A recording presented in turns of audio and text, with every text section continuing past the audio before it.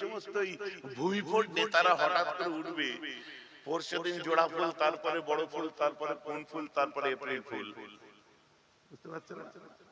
এদের কি অস্তি, এসব নিয়ে আমি মাথাও মারি না। তবে আমি যদি আমরা এই অর্জুন সিং পড়া মানুষ নয়, আমরা পড়া মানুষ কি জানেন?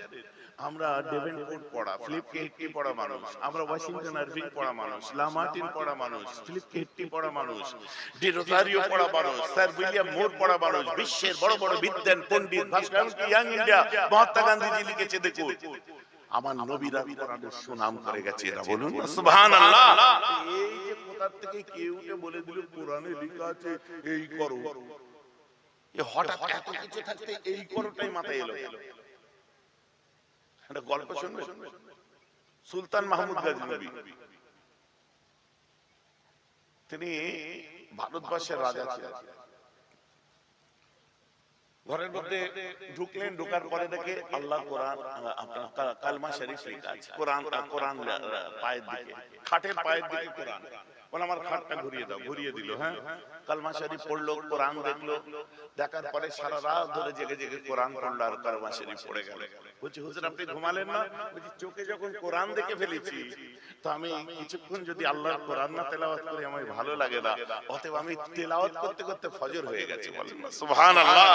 ফজর বেলায় উঠে মজলিসে বসেছে, দরবারে বলছি আমার মনের বড় ইচ্ছা আমি খেজরে আলাইহিস সালাম যিনি নদীতে আছে সেই খেজরে আলাইহিস সালামকে দেখতে চাই।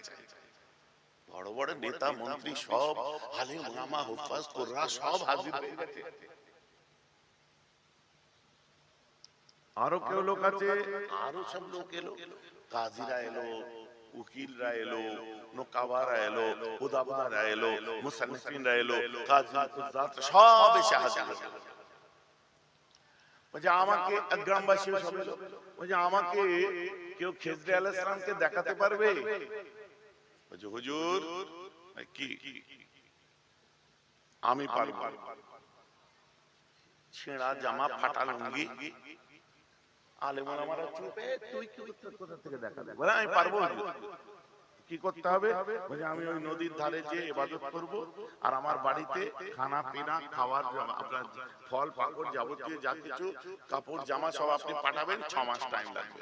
6 মাস হয়ে গেল, এরও খাবার পাঠাই, মোটা সোটা হয়ে গেছে, এর বউ বাচ্চা, 6 মাস পরে ফিরে এসে বলছে খেজরে আলাইহিস সালাম দেখা, বলছে আরো 6 মাস লাগবে, ফের 6 মাস দিয়েছি।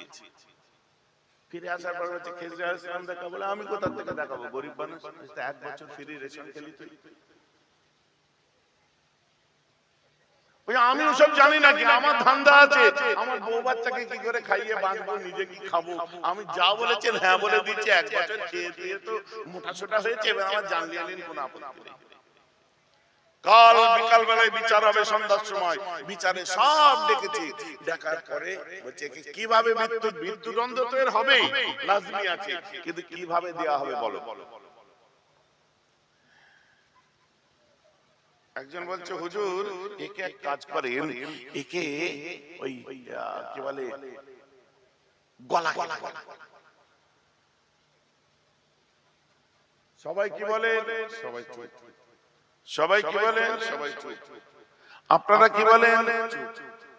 একজন খুব সুন্দর চেহারার মানুষ খেজুর খাচ্ছিল, তাকে বলছে আপনি কি বলেন? ও ঠিকই বলেছে। আচ্ছা আর কি অপশন আছে কেউ বলো? একজন বলছে হুজুর ওকে খেপা কুত্তার সামনে ছেড়ে দিন, ছিঁড়ে খেয়ে নিন। সবাই কি বলছেন? মাথা হ্যাঁ। মাওলানা কি বলেন, মুফতি কি বলেন? মাথা হ্যাঁ। আপনি কি বলছেন? খেজুর খেতে খেতে বলছে ও ঠিক বলছে।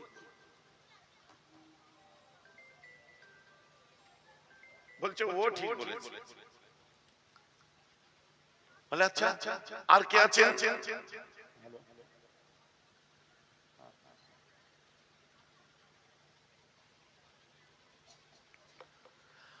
আরেকজনকে বলছে আপনারা এবারে বলেন।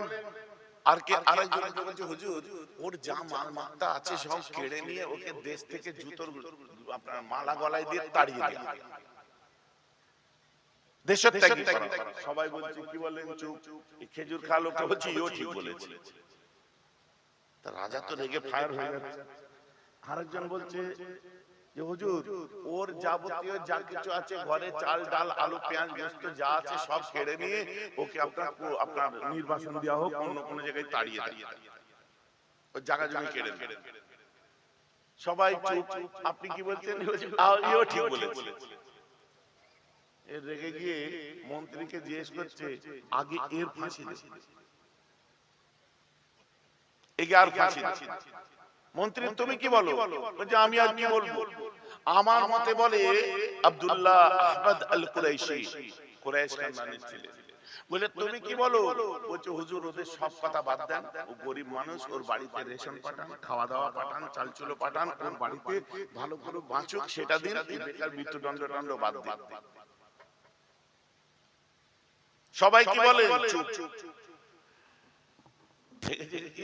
আপনি কি বলেন? এ কিন্তু খাঁটি কথা বলেছে। বলছি এর আগে গলা কাটতে দান করিয়ে দিয়েছে। সব দান করবার পরে বলছে হুজুর গলা কাটার আগে আমার একটা কথা আছে। বলে হ্যাঁ। প্রথম যে বলেছিল গলা কেটে দেন, ওকে ডাকুন তো আগে। এই পৃথিবীতে অনেক মার আছে, ঠ্যাং কেটে দাও, ফাঁসি দিয়ে দাও, শুলে চড়িয়ে দাও, তুই গলা কাটার কথা কেন বললি? অন্য অপশন কেন বললি? কি করিস? বলে আমার খাসি কাটার দোকান আছে, ডেলি জবাই খাই। ওই দেখো যা করে ওর মাথায় তাই এসেছে। হুজুর ওই যে ওকে ডাকুন, খেপা কুকুরের সামনে ফেলে দিতে বলেছিল। বলে তুই এদিকে, তুই কেন খেপা, তুই অন্য অপশন বলতে পারতিস। বলে হুজুর আমি তো আপনার কুকুরকে ট্রেনিং দিই, ওর সামনে গোস্তে ছুড়ে দিই খাই। বলে দেখুন যে যা করে মাথায় ঠিক তা সেটা করে। একে জিজ্ঞেস করলে তুই কেন দেশ থেকে জায়গা জমি কেড়ে নিয়ে তাড়িয়ে দিতে বললি? বলে হুজুর আমি, বলে হুজুর ওকে আপনি যা যা দায়িত্ব দিতেন লোকের জায়গা জমি কেড়ে নিয়ে দেশ থেকে তাড়িয়ে দিতেন। আর ওই যে বললো চাল টাল সব কেড়ে নাও, ওকে আপনি গরিবদের বিলাতে যে চাল টাল দিতেন ও সব ছেড়ে খেতেন।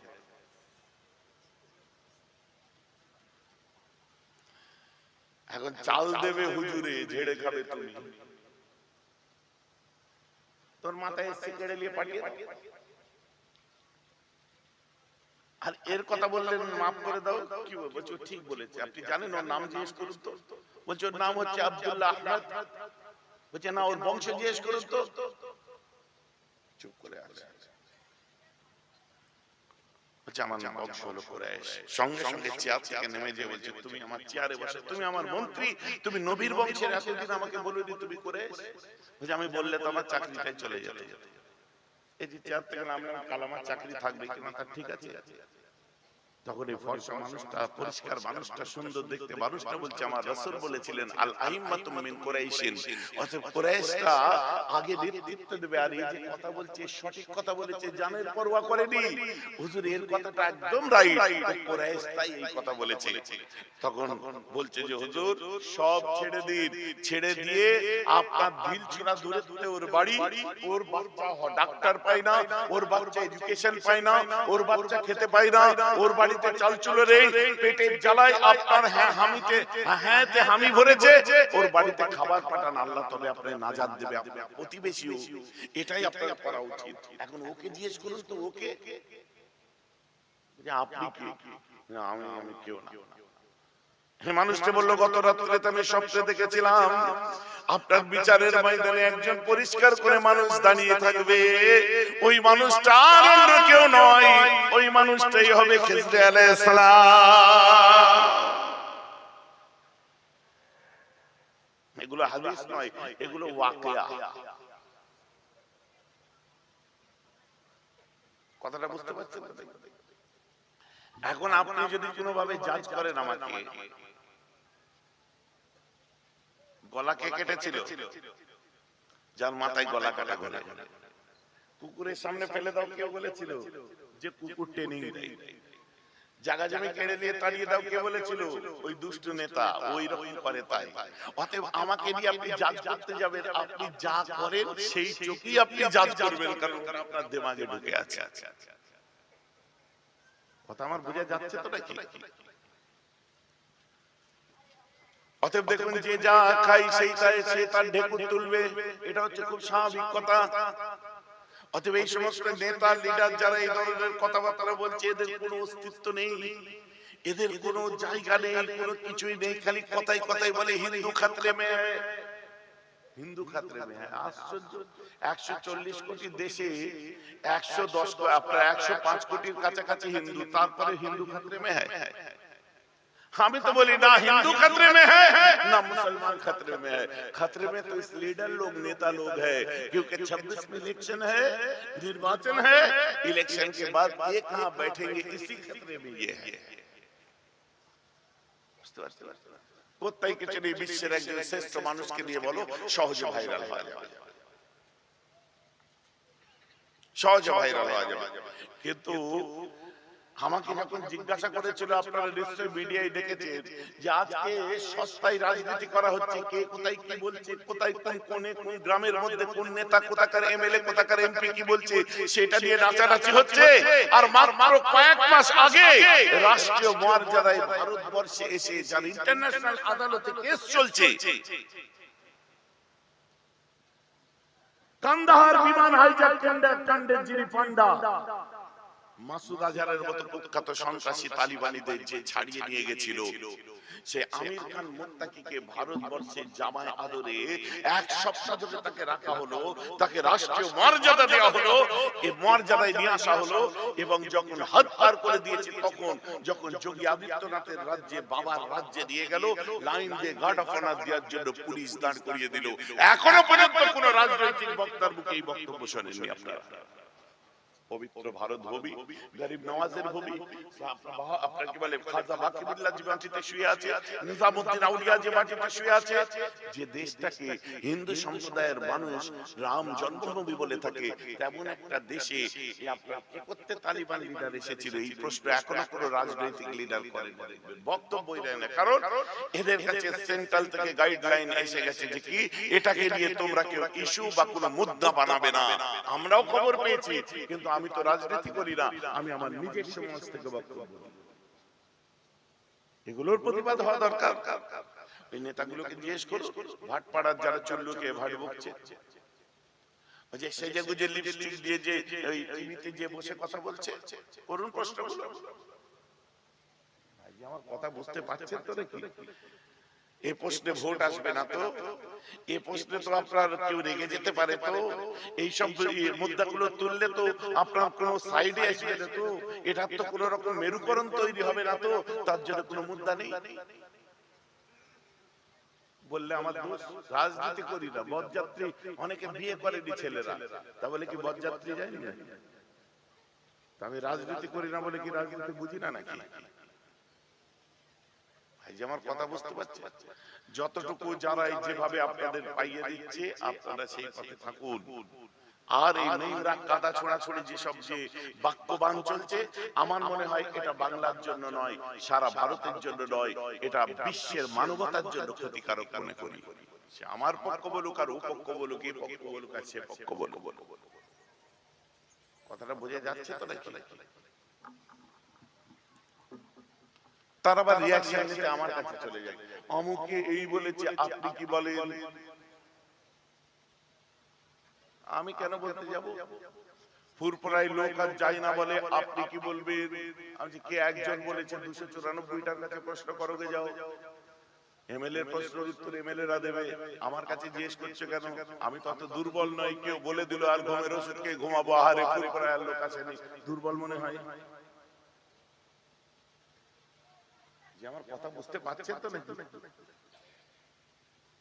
যাদের দরকার এই মুহূর্তে তারা চিৎকার করে।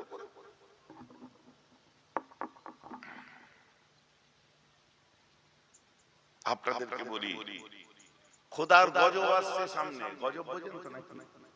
2026 সালে খোদার গজব আসছে। এই গজব থেকে মারবে মুসলমান, মরবে মুসলমান, কুটকুটনি এদের বেশি তো, এদের চুলকানি বেশি, আল্লাহ রাসূল সব ভুলে বসে আছে। যে জীবনে কোনোদিন বোম ধরেনি, পিস্তল ধরেনি, যে কোনোদিন ছুরি ধরেনি, লাঠি ধরেনি, সেও বলছে দেখে নেবো। আরে লে মার, গুলি চালা, গুলি চালালে মায়া লাগছে, মরে যাবে, ওর বাচ্চা আছে, বউ আছে, ওই জন্যই তো তুই পারবি না। তোর জন্য ওটা রাজনীতি নয়, তোর জন্য ভোট দেয়া আছে। ভোটের সময় ভোট দে, ঘরে যে শুয়ে থাকে। ভাইজান কথা বুঝতে পারছেন? হুজুর কাকে ভোট দেবো? আমি যাকে ভোট দিতে বলবো ভোট দেবেন, হাত তুলে দেখান, বললে হাত তুলে দেবে দু একজন। কিন্তু আমাদের কাছে ভোট কাকে দেবেন এই হাত তুলে পার্লামেন্টের অ্যাসেম্বলির রাস্তা দেখবেন না। আমাদের কাছে ভোট কাকে দেবো এটা শুনে আপনি নেতার ঘরের রাস্তা দেখবেন না। আমাদের কাছে আখিরাতে কি করে যাব, জান্নাত কি করে পাবো, অ্যাসেম্বলি কি করে পাবো, না একেবারে আপনার পার্লামেন্ট কি করে পাবো, এই চিন্তা না করে আল্লাহর আখিরাতের পথে জান্নাতের পথে কি করে যাব সেই চিন্তা করে। দাদা হুজুর কেবলা সমাজের জন্য বলেছিলেন, তাই তিনি সমাজ সংস্কারক ছিলেন। আর দাদা হুজুরের স্পেশালিটি ইলমে তাসাউফ, ফালসাফা, ইসলাম, ইলমে মারিফাত, দ্বীনের দায়ী ছিলেন। তাই তার জন্য আজ আমাদের জান্নাতের পথ দেখিয়েছে। এটা তার জন্য তিনি জামানার মুজাদ্দিদ। বলেন না সুবহানাল্লাহ। একদিক ছেড়ে তো একদিক নয় না, দুদিকটাই আমাদেরকে দেখতে হবে। কেউ খারাপ লাগছে না, 100% কে ভালো লাগবে না। যে কটা শিক্ষিত ছেলে আছে ইনশাআল্লাহ তাদেরকে ভালো লাগবে, বুঝদার ছেলে যারা আছে তাদের ভালো লাগবে। তর্ক করার দরকার নেই, মুখে কথা বলার দরকার নেই, চুপ চুপ।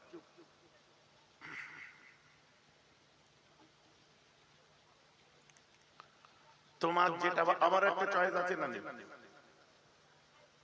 2026 আমার একটা চয়েস আছে না নেই? তোমারও একটা চয়েস আছে, তোমারও একটা চয়েস আছে, তোমারও একটা চয়েস আছে। কথা বুঝতে পারছো? চয়েসটা দিয়ে চুপচাপ পর্দার আড়ালে থাক। পর্দা লাগানো থাকে না, চুপচাপ পর্দার আড়ালে যে ছাপ, ঘরে এসে শুয়ে পড়ে। আমার মুসলমান দুঃখ লাগে কি জানেন? কোরআনকে রং ইন্টারপ্রিটেশন করে, ইন্টারপ্রেট করে। কোরআনকে নিয়ে যখন অবমাননা করার কথাবার্তা বলে, তখন এ পক্ষ ও পক্ষ আমি দেখি না, পরিষ্কার করে বলি। দুনিয়ার বাদশা কায়নামদার বলেছিলেন, যাও ওসমান, ওকে নিয়ে এসো আমার বাড়িতে, নিয়ে যাও আমার বাড়িতে, নিয়ে গিয়ে ওর সেবা যত্ন করো। কার বাড়িতে নিয়ে যেতে বললেন? নবীজির বাড়িতে। উসমান গনির মুখের দিকে তাকিয়ে থুতু দেয়, মুখে দাড়ি ছিল, সুন্দর পাগড়ি মাথায় ছিল, তাই মানে মুসলমানদের দু চোখে দেখতে পারে না। তুই মুহাম্মাদের কুকুর, তুই মুহাম্মাদের গোলাম, দূর হ এখান থেকে, থু। আল্লাহ রাসূল দেখলেন আর বললেন, ওসমান চলে আয় বেটা, চলে। আসার পরে আমার রাসূল বলছেন, ওসমান কি হলো? আমার জন্য তোকে কত অপমান সহ্য করতে হয়, তাই না? বলছে, হুজুর ওই মেয়েটি কিন্তু একটা কথা দারুণ বলেছে, আমার ভালো লেগেছে। বলে কি বলেছে? হুজুর একটা ওর মধ্যে পজিটিভ থট আছে হুজুর। বলে কি? বলছে আমাকে বলেছে আপনার গোলাম। হুজুর আমি উসমান চাই, কিয়ামতের দিনে আল্লাহ আমাকে উসমান বলে না ডেকে আপনার গোলাম বলেই যেন ডাকে। বলুন না সুবহানাল্লাহ। ওই বুড়ির দিয়া, ওই মেয়েটির দিয়া নামই যেন আমাকে ডাকে। সব কিছুর মধ্যে একটা পজিটিভিটি আছে। যে আমার বেলাল, হযরত বেলাল আসলেন, তাকে কাঁধে করে বাড়ি নিয়ে গেলেন। বেলালও দেখলো বুকে মানাতে মূর্তি। ইয়া রাসূলুল্লাহ, মূর্তি। নবী বললেন, মার্ডার কর, হত্যা কর। তাহলে ও বলে কেন টিভিতে সেজে গুজে বসে? আমি ইসলাম পড়ে দিতাই। আমার মুসলমান খেয়াল করে শুনে রেখে দিন, হযরত উসমান গনি ও হযরত বেলাল হাবশী কে আমার রাসূল বলে, ও কোন ধর্মের দেখতে যেও না, চলো আমার বাড়ি নিয়ে চলো। হযরত বেলাল বাড়ি নিয়ে এসেছে। আমার রাসূল আম্মা খাদিজা কে বলে কিনা, খাদিজা আল্লাহর জান্নাত বিক্রি হচ্ছে, খাদিজা তুমি কি কিনতে চাও? আল্লাহর জান্নাত বিক্রি হচ্ছে, নেবে? জান্নাতের সওদা।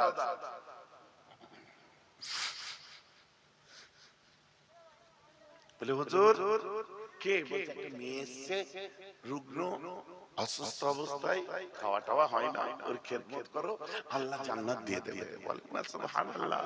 আরে গুরু মাথায় রাখুন, মূর্তি যার বুকে থাকে তাকে হত্যা করার কথা কোরআনে লেখা নেই, বরং এই কথা আমার নবীর আদর্শে আছে, যার বুকে মূর্তি থাকে নিজের বাড়িতে নিয়ে যে তার সেবা করো, আল্লাহ জান্নাত পাওয়া যাবে। বলেন না সুবহানাল্লাহ।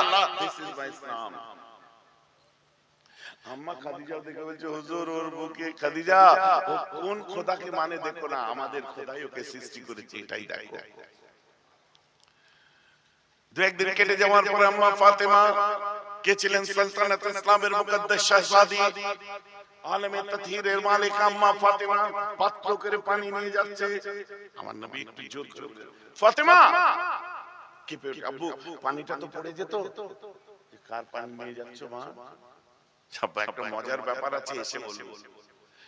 ফিরে এসে আমার রাসূলের এই কোলের উপর হাঁটু দুটো ঠেকিয়ে আমার নবীজির বড় বড় চুল ছিল, চুলের গুচ্ছগুলো নিয়ে খেলা করতে করতে বলছে, আব্বু ওই ঘরে একটা মেহমান আছে, ওই মেহমানটা আল্লাহকে আল্লাহ বলেও মানে না, আর আপনাকে তার রাসূল বলেও মানে না। হ্যাঁ বলে হ্যাঁ, তাহলে ওকে পানি পান করালে কেন? বলছে না না, ও আমার আল্লাহ, আপনাকে রাসূল বলে মানুক আর না মানুক, আল্লাহকে আল্লাহ বলে মানুক আর না মানুক, আমার আল্লাহই তো ওকে সৃষ্টি করেছে।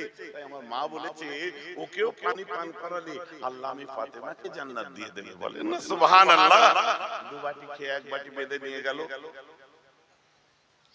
দু বাটি খেয়ে এক বাটি বেঁধে নিয়ে গেছিল না কে?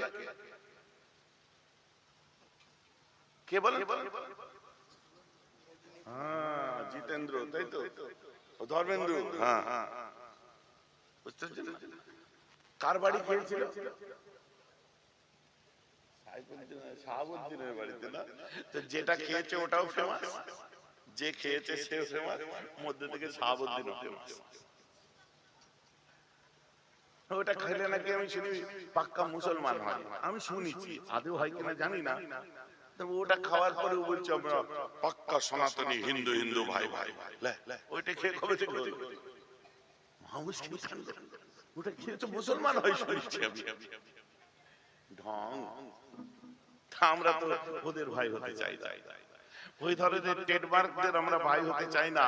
আমরা ভাই তাদের ছিলাম যারা গৌরাঙ্গ মহাপ্রভুর আদর্শ মেনে চলেছে, তাদের ভাই ছিলাম, আজও আছি, কালো থাকবো। যারা ঠাকুর রামকৃষ্ণ পরমহংসদেবের নীতি মেনে চলে তাদেরকে ভাই বলে আল্লামা রুহুল আমিনের ভক্তরা, দাদা হুজুরের ভক্তরা, পাঁচ হুজুরের ভক্তরা, আলেম ওলামাদের ভালোবাসার মানুষেরা, মুসলমানেরা তাদের আগেও ভাই ছিল, আজও ভাই আছে, কালো ভাই থাকবে। যারা বিবেকানন্দের নীতি মেনে চলেছে তাদের ভাই ছিল, আমরা ছিলাম, তাদের ভাই আছে, আমরা পরেও থাকবো। কিন্তু দুয়াটি খেয়ে এক বাটি বেঁধে নিয়ে যে যারা এইসব কথা বলছে ওদের ভাই হতে চাই না। ব্যাগত্তা ব্যাগত্তা বুঝুন, শুশুড়ি দেওয়া কাজ করতেই কিছু নেই, সব ছেড়ে দিয়ে চাকরি বাকরি কাজ কল কারখানা সব ছেড়ে দিয়ে কোথাও কিছু নেই, হিন্দু মুসলিম, হিন্দু মুসলিম, ওখানে আপনার এই হচ্ছে, এখানে এই হচ্ছে, সেখানে তাই হচ্ছে। ধর্মীয় মেরুকরণটা দেখুন, মন্দির মসজিদে এসে দাঁড়িয়ে। ধর্মীয় মেরুকরণটা দেখুন, আপনারা মাফ করবেন, রাজনৈতিক মেরুকরণ মন্দির মসজিদে এসে দাঁড়িয়ে। রাজনৈতিক মেরুকরণ কোথায় এসে দাঁড়িয়েছে? যেটা আপনার চাকরি বাকরি, কর্মসংস্থান, আর্থসামাজিক অবস্থা, তাদের বাসস্থান, শিক্ষা, স্বাস্থ্য, এগুলো থাকবে, সে মেরুকরণ